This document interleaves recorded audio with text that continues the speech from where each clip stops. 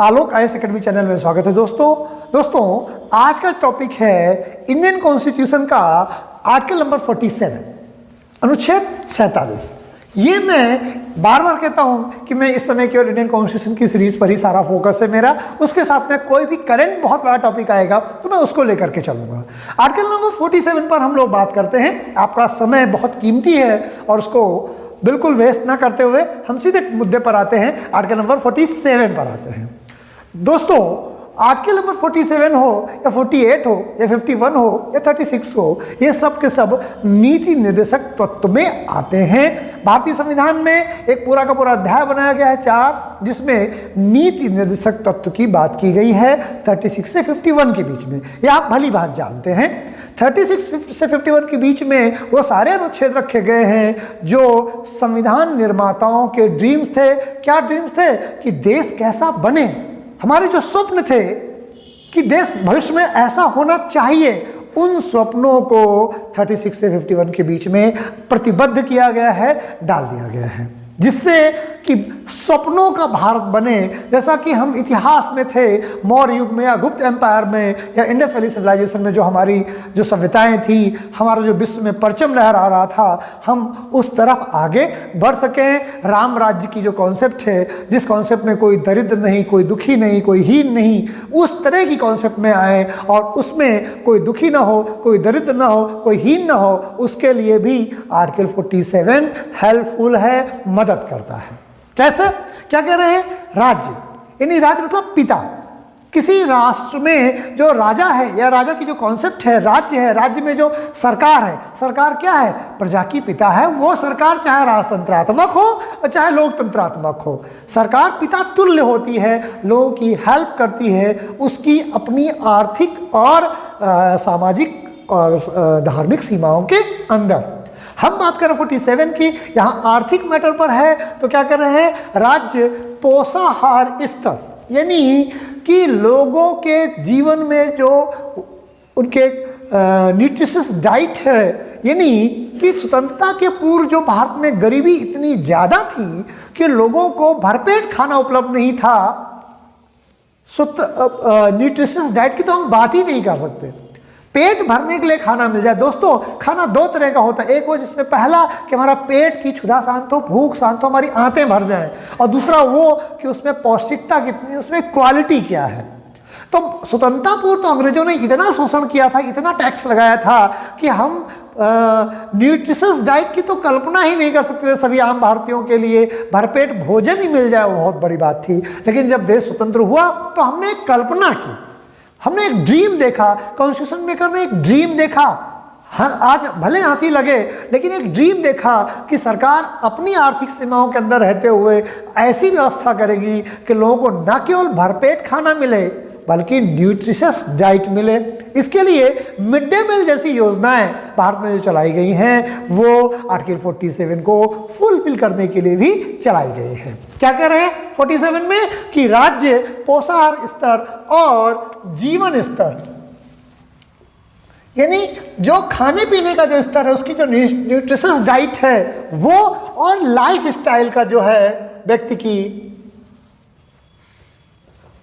जीवन स्तर, यानी रहने के लिए अच्छा घर, चलने के लिए गाड़ी, प्रॉपर लाइट, कुछ साइंटिफिक चीज़ें, मोबाइल्स, या सामान्य जो एक जीवन स्तर है कि एक आम भारतीय का, भारत जैसे देश में कोई रह रहा है, उसके जीवन स्तर में कोई तो मजबूती या कोई भी तो अच्छी चीज़ दिखनी चाहिए। तो न केवल हम न्यूट्रिशियस डाइट की बात करें 47 में, बल्कि हम बात कर रहे हैं जीवन स्तर को, जीवन स्टैंडर्ड को ऊंचा होना, लोगों की लाइफ को कंफर्टेबल करना, प्रॉपर इलेक्ट्रिफिकेशन हो, लोगों तक, हर गांव तक लाइट इलेक्ट्रीफाइड हो, लाइट की पहुंच हो, न केवल लाइट की पहुंच हो, यानी खंभे न लगे हो, तार लगे हो, बल्कि उसमें लाइट आती भी हो।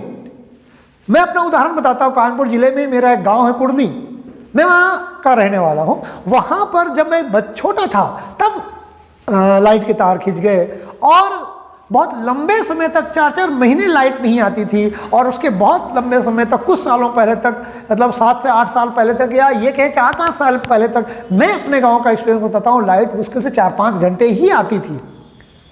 तो जीवन स्तर कैसे ऊंचा उठेगा? लाइट ही अगर स्वप्न हो जाए, कोई लाइट अगर पूरे गांव में या प्रॉपर आ रही 12-15 घंटे 20 घंटे, तो लगता था कोई अधिकारी कोई मिनिस्टर आया हुआ है, वरना लाइट प्रॉपर नहीं आती थी। तो जीवन स्तर को ऊंचा उठाने के लिए हमें काम करना होगा।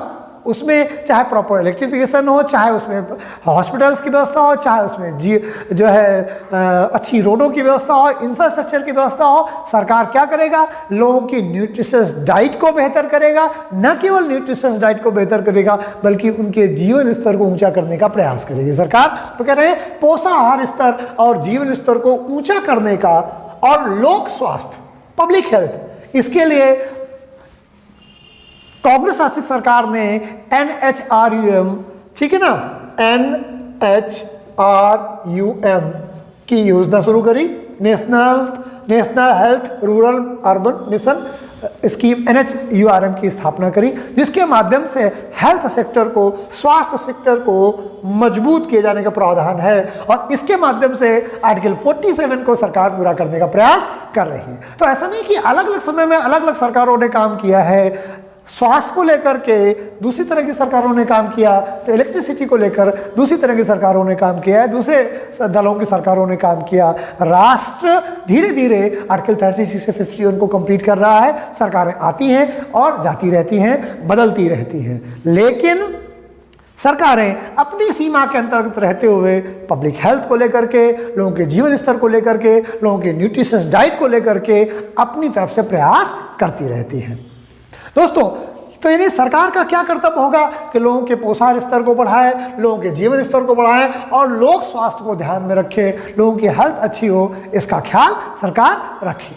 उसके साथ साथ और एक बात कही गई है कि राज्य मादक पेय पदार्थों और स्वास्थ्य के लिए जो हानिकर औषधियां हैं, जैसे कि अफीम की खेती राज्य के नियंत्रण में है, तो हानिकर औषधियों के औषधीय प्रयोजनों से भिन्न उपयोग का प्रतिषेध करता है।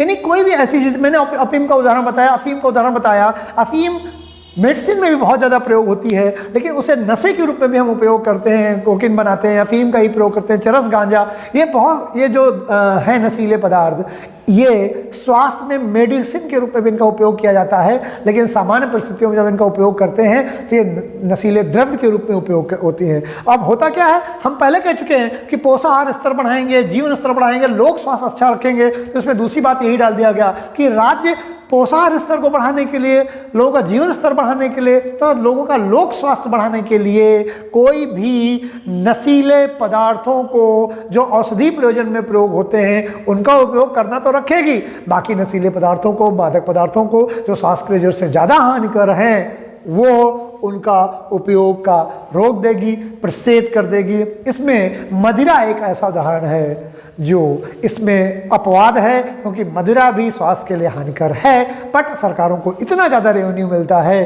कि कोई भी सरकार इसको रोकने का प्रयास नहीं करती है। एक दो राज्य सरकारों ने इसे रोकने का प्रयास किया है, जैसे कि गुजरात की सरकार और बिहार की सरकार है। वर्तमान में गुजरात और बिहार में जो दो राज्यों के बारे में मेरी जानकारी है, हो सकता है कोई दूसरा राज्य और भी हो भारत में, लेकिन इन दो राज्यों पे कंफर्म है कि वहाँ पर मदिरा बेचना दंडनीय अपराध है। तो दोस्तों, आर्टिकल नंबर 47 लोगों के पब्लिक स्वास्थ्य को ध्यान में रखता है, उनके जीवन स्तर को बढ़ाता है, उनके पोषाहार स्तर को बढ़ाता है, और साथ में साथ जो औषधि प्रयोजन के लिए जो नशीले पदार्थ की औषधियाँ हैं उनका उपयोग सुनिश्चित करता है। यह काम आर्टिकल 47 के माध्यम से किया जाता है। दोस्तों, आज मैंने आर्टिकल 47 को बताने का प्रयास किया है। उम्मीद है कि ये वीडियो आपको पसंद आएगा और आर्टिकल 47 आपके ज्ञान की क्षुधा को शांत करेगा। दोस्तों, आज मैं वीडियो यहीं समाप्त करता हूं। नेक्स्ट वीडियो तक के लिए जय हिंद।